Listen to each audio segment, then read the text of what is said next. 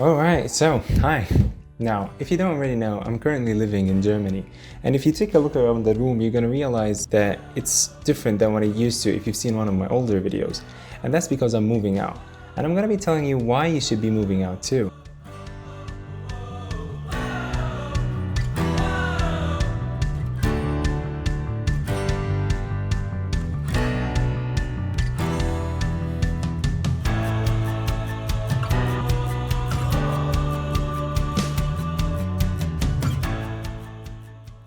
Now, before I tell you why I moved out in the first place, let me tell you a short story about the very first time I moved out of my parents' house and my hometown in Egypt to travel to Germany. As a kid, before hearing anything about moving out at the age of 18 or anything like that, my mom brought me up in a way that she kept telling me to take care of my stuff, to keep my things clean, to keep my room tidy and everything, don't break your toys.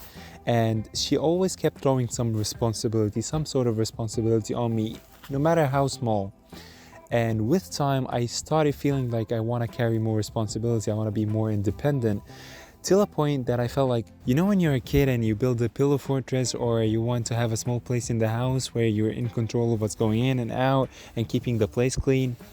I don't know if that was the case with you, but it was the case with me actually. I always wanted to do that. I wanted to be independent kind of, and I wanted to carry more responsibility because of the way my mom brought me up and the way my mom taught me. So with time, I've started watching movies and hearing songs, and I realized that the world is huge and I always wanted to travel. And coincidentally came this opportunity of moving to Germany and traveling to Germany to study. And my parents were really supportive. I'm really grateful for that. They agreed with me. They told me, okay, you're going to be studying in Germany, you're going to have a better career and better options in the future. So they were really supportive and they helped me. And I also had the opportunity to move out. Now, when I say move out, you have to realize that you really have to take care of a lot of things. You have to be kind of independent. You have to be responsible. You have to, for example, in my case, I had to learn how to cook. My mom taught me how to do that. I had to know how to keep my stuff clean, how to keep my room tidy and everything. She also taught me how to do that. And when I moved out, I felt like there were so many things that my mom taught me that I could apply.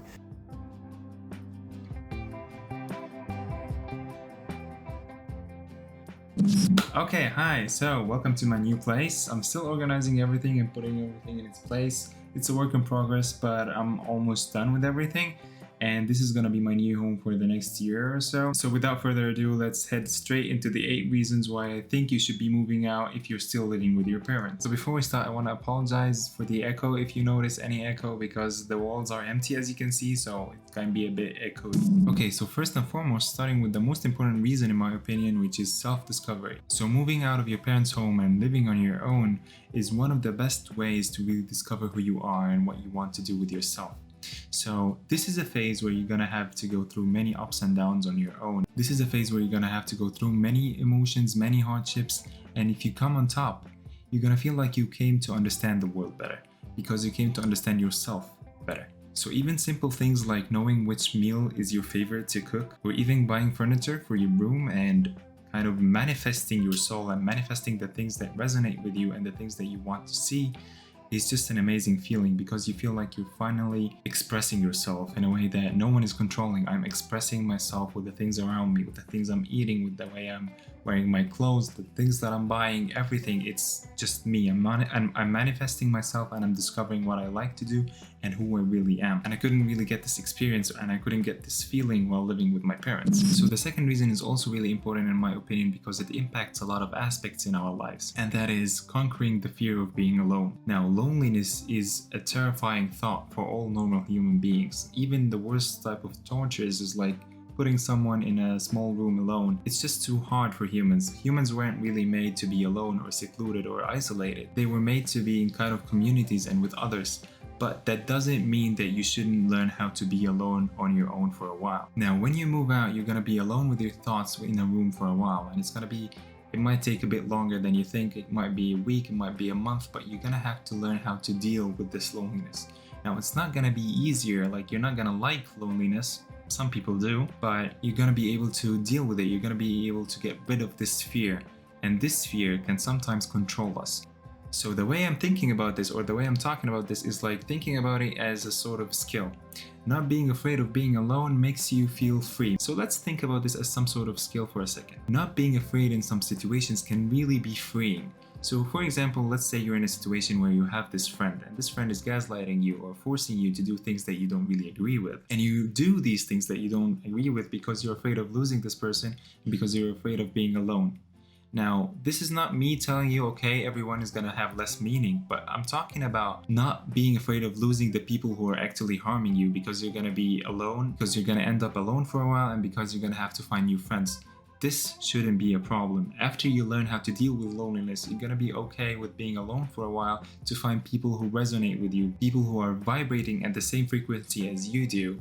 So you start actually feeling happy and start feeling comfortable in your own skin. So once you start taking control of this fear, you start taking control of the actions that you do, and you start taking control of your life in some sort of sense. So moving on to the third reason, let's talk about becoming an actual grown-up. Forget about those people who are 30 or 40 years old who can do nothing to save their own lives, who cannot be responsible for anything at all. These are not actual grown-ups, they're actually like man babies or something like that. I'm not really sure about the term, but these are the people who can't really do anything, and believe me, you do not want to end up in their place. Simple things like cooking simple meals, doing laundry, cleaning your room or cleaning your house, or even taking the trash out are fundamentals in life. You have to learn these things. You have to do these things in order to become an actual grown-up, in order to be responsible for something. And once you do these things, like I did with my mother, you're gonna feel like you are growing up, and you're gonna feel like you're ready for even more responsibilities that you wouldn't really take on if you didn't start with the simple things. So starting to do these simple things and learning how to do them step by step is gonna help you enormously in your life that is ahead of you. Now I want to talk about reason number 4, which is taking charge of your life, being independent, moving out and living on your own, dealing with loneliness, dealing with your fears and facing them, learning how to do simple chores, cooking, cleaning and everything else. It's gonna make you feel more free. It's gonna make you feel in charge of who you are and what you want to do with your life. It's also gonna be really reassuring to your parents because you're showing them that you're fine, showing them that you're doing good on your own and that you're living okay is gonna be really reassuring and making them rest easy for a bit, that they've done a good job raising you, that you're doing okay on your own, knowing that their children have grown up okay, that they're also being responsible and they're also taking care of themselves. You're gonna be like patting them on their shoulders, telling them, you did a good job, I'm doing fine now, I'm being financially independent, I'm taking care of myself, I'm taking care of everything around me, and I'm in control of my life. Okay, now, so reason number 5, budget and time management. Now you're holding money in your hands. You're spending it on foods that you like or treats or anything like that. You're spoiling yourself a bit. It's completely fine. It's completely okay. But now you have kind of an idea of the bigger picture. Like,